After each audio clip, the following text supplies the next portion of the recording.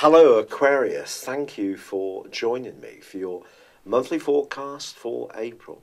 Communication is the lifeblood of any air sign, and you're one of the three, Gemini and Libra being the other two in the triplicity.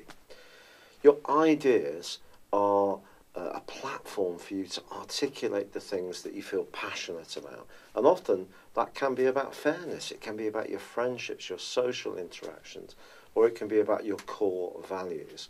But as this month begins, you're being influenced by a full moon which occurred at the end of last month. Now that was influencing the parts of your situation which are to do with your everyday communication, and also your more philosophical and longer term thinking about your ideas. But if you do get into any debates in the first couple of weeks of this month, just be aware that your traditional ruler of Saturn is lying in wait and could snare a few problems for you.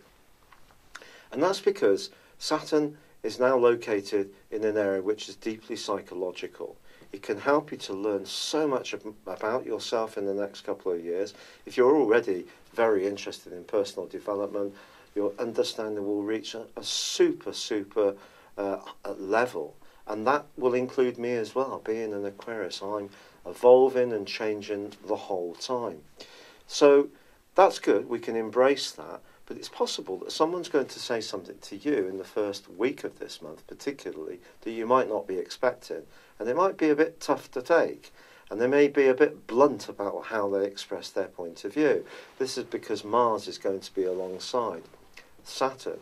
But then there's another dimension with this, and of course Aquarius people can often be the armchair psychologist of the Zodiac, and it could be that you're going to spring your point of view on someone who isn't expecting it from you, and it could be someone who's immediately in your locality, neighbour, someone in the wider community, could be a sibling, could be someone at work, it just depends.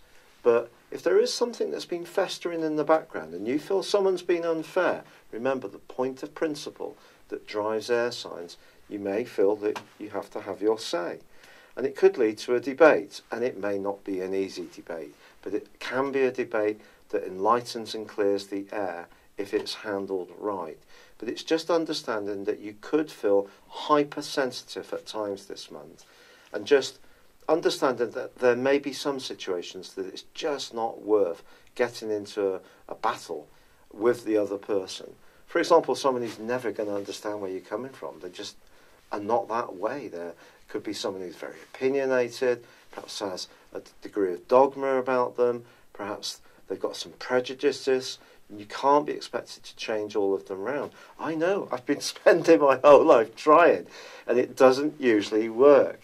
Now, that doesn't mean to say that you shouldn't stop being you, proud and true, but it does mean it's about picking the right ones, where you have a Rubicon that you will not let people cross, and good for you if you make that stand. But it's also about the communication within ourselves, and that can be very vivid. And you know, once Mercury goes forwards on the 15th, some of these glitches can just melt away anyway. And there's also a glorious new moon on the 16th, which is embracing your other ruler, your modern ruler of Uranus, which is all about innovation, being a bit quirky. You know, that crazy sense of humour that I've got and you don't usually see.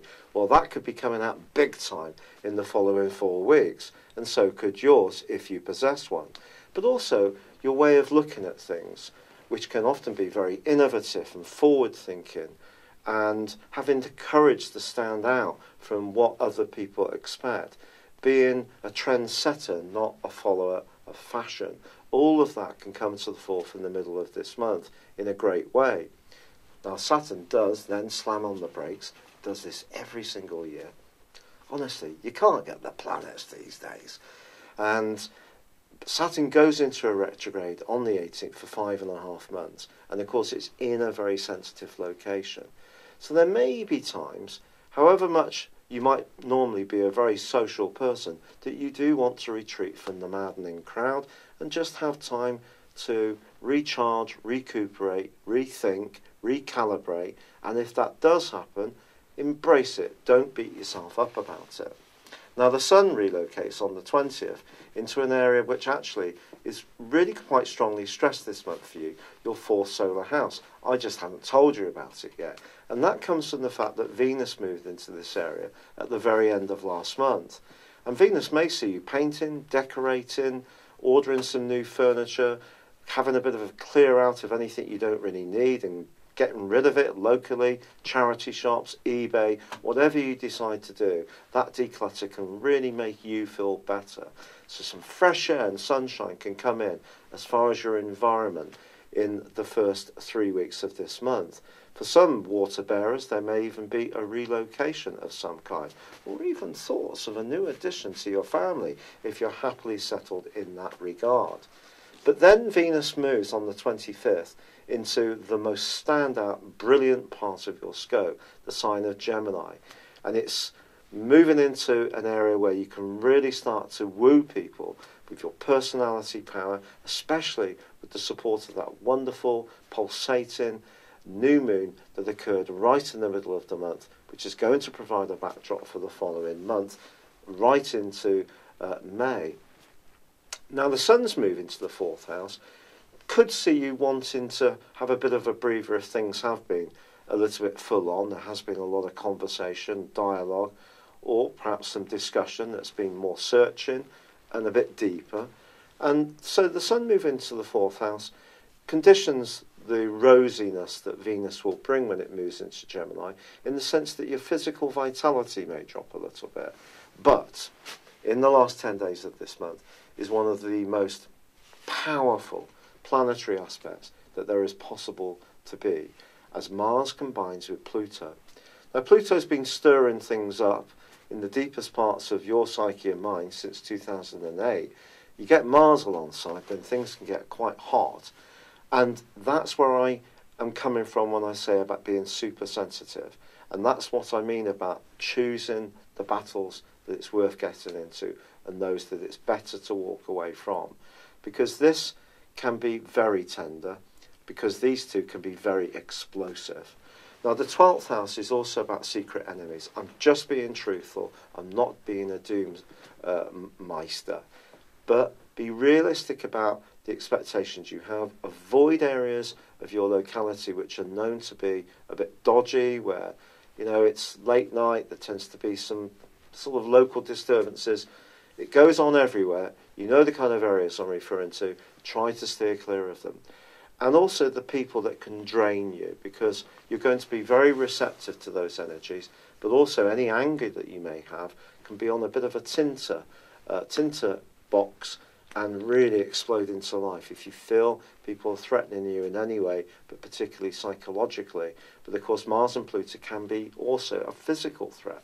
Just, again, being truthful. You're only going to read up the aspects anyway, aren't you, online. But what you can do with this is create greater and greater enlightenment. And as the month draws to a close, the full moon that occurs actually does bring into play the North Node, which has been fabulous since late May last year. Certainly as far as relationships are concerned. Now, that doesn't mean to say that every relationship in your life is perfect. Perhaps some aren't. But there's been an opportunity there. The stars provide opportunity. It's what we do with them that counts.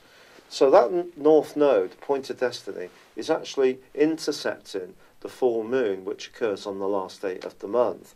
So I'm just cautioning you about your expenditure, what you expend your money on, but particularly around home, but also your ambitions and how that interacts with other people in terms of your relationships. So if you're thinking of making some physical changes at home, what does your partner think? Or what does the person that you live with think, or the wider family? Or if you're thinking of doing something more ambitious at work, how will that play out with the people you interact with? Or what are your relationships like at home or at work? Those are the things that are going to be to the fore as the month draws to a close. But this month can be super exciting, very illuminating, and see it as almost like a challenge to come through this astral assault course. Because believe me, it ain't necessarily going to be all plain sailing, but it can see you ending the month feeling very self-possessed, gracious, sure of who you're developing into, aware that there may be some people who will never ascend to the values and the principles that drive this zodiac sign and take honour from it, but also don't let them get the better of you. And I've got to do the same. It's been a real pleasure being with you. I'd love it if you would subscribe to my channel, like or comment if you've yet to do so. But for now, good luck and goodbye. Hello, thank you so much for watching my video. I'd love you to join me at my Horoscope Ace app. You can find this at www.horoscope-ace.com. You can use it through Android, iOS, Apple or Facebook.